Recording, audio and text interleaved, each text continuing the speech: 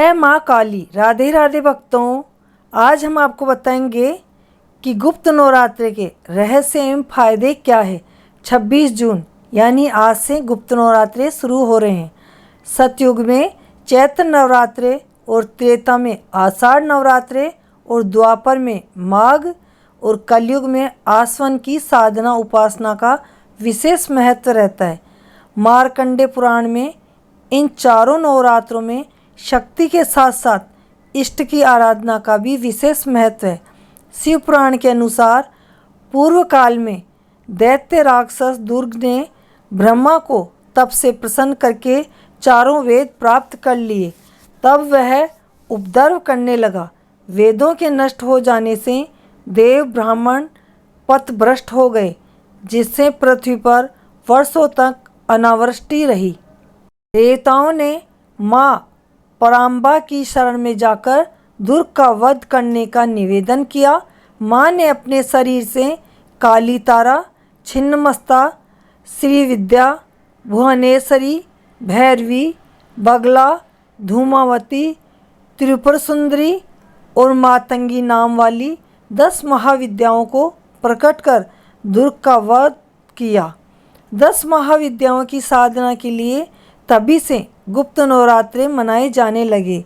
इस गुप्त नवरात्रि में वामाचार पद्धति से उपासना की जाती है। यह समय शाक्य एवं शैव धर्मावलंबियों के लिए पैशाचिक वामाचारी क्रियाओं के लिए अधिक शुभ एवं उपयुक्त होता है। गुप्त नवरात्रि में जो गुप्त विद्याएं होती है, तंत्र मंत्र की, उन सभी की साधना की जाती है। हमारे भारत में ऐसे 4 शमशान हैं जहाँ पर धार्मिक तरीके से गुप्त नवरात्रि में तांत्रिक साधनाएं की जाती है। इसमें प्रलय एवं संहार के देवता महाकाल एवं महाकाली की पूजा की जाती है। साथ ही संहारकर्ता देवी देवताओं के गणों एवं गणिकाओं अर्थात भूत, प्रेत, पिशाच, बेताल, डाकिनी, साकिनी, खंडगी, शूलनी, सौवाहिनी, सौरूढ़ा आदि की साधना की जाती है। यह साधनाएं बहुत ही गुप्त स्थान पर या किसी सिद्ध शमशान में की जाती है। दुनिया में सिर्फ 4 शमशान घाट ही है ऐसे जहाँ पे तंत्र क्रियाओं का परिणाम बहुत जल्दी मिलता है। यह है तारापीठ का शमशान पश्चिम बंगाल, कामाख्या पीठ असम और त्र्यंबकेश्वर नासिक और उज्जैन स्थित चक्र तीर्थ शमशान।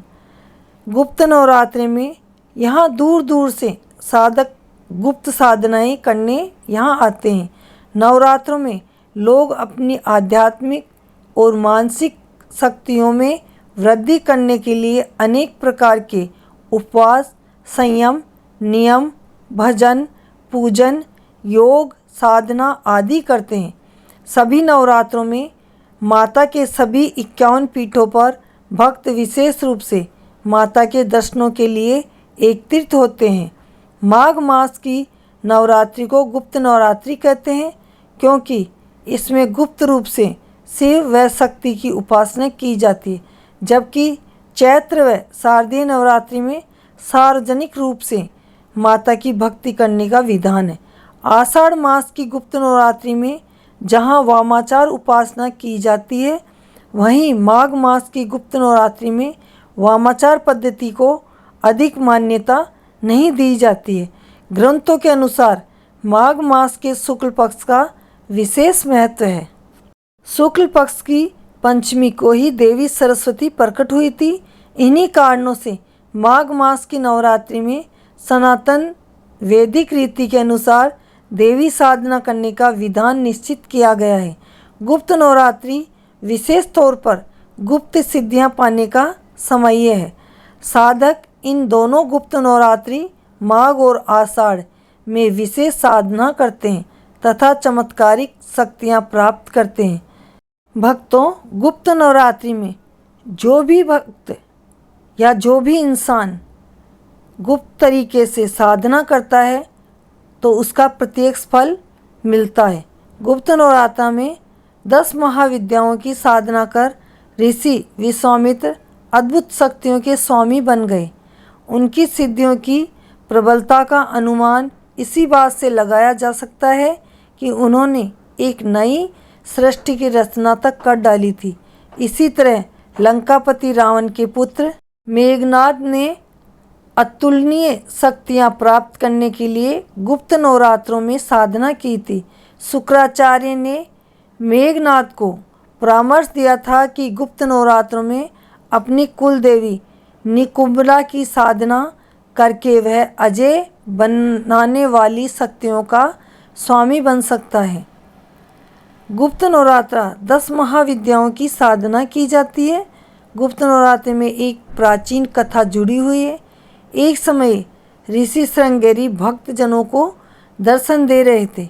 अचानक भीड़ से एक स्त्री निकलकर आई और करबद्ध होकर ऋषि श्रृंगेरी से बोली कि मेरे पति दुर्व्यसनों में सदा घिरे रहते हैं, जिस कारण मैं कोई पूजा पाठ नहीं कर पाती, धर्म और भक्ति से जुड़े पवित्र कार्यों का संपादन भी नहीं कर पाती, यहाँ तक कि ऋषियों को उनके हिस्से का अन्न भी समर्पित नहीं कर पाती। मेरा पति मांसाहारी है, जुआरी है, लेकिन मैं माँ दुर्गा की सेवा करना चाहती हूँ। उनकी भक्ति साधना से जीवन को पति सहित सफल बनाना चाहती हूँ।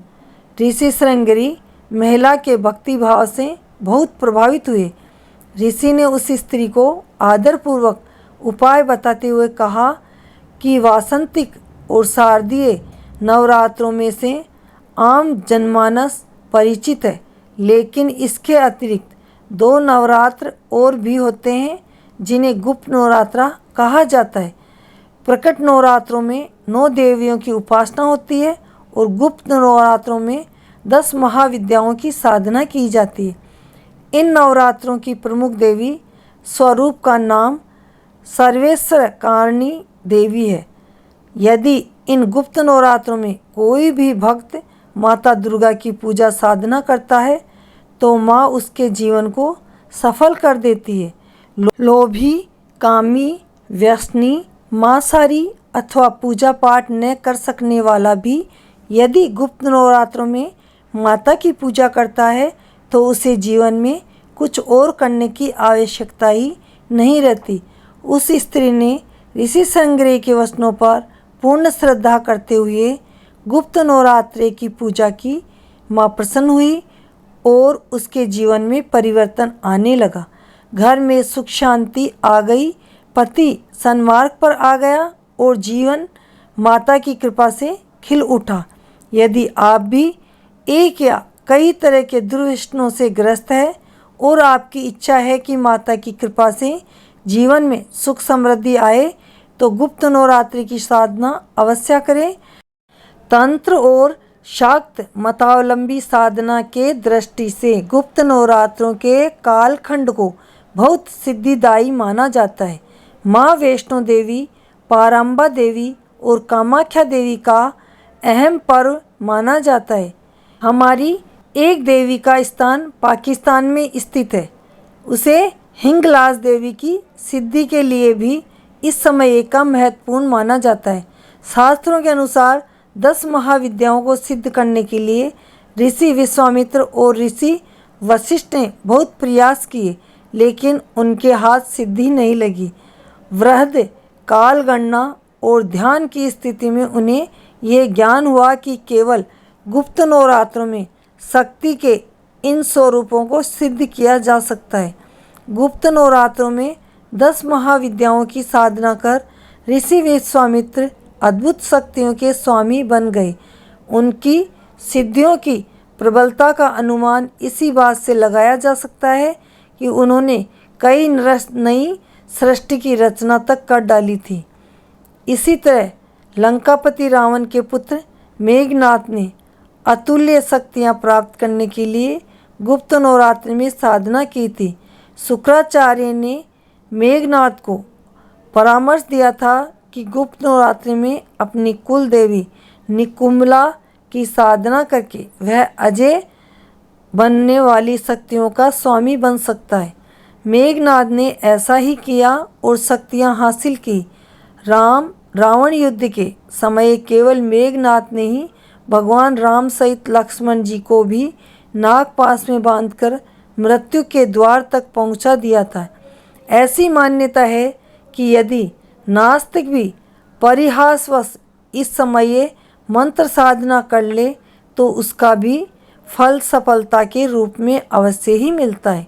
यही इस गुप्त नवरात्रि की महिमा है।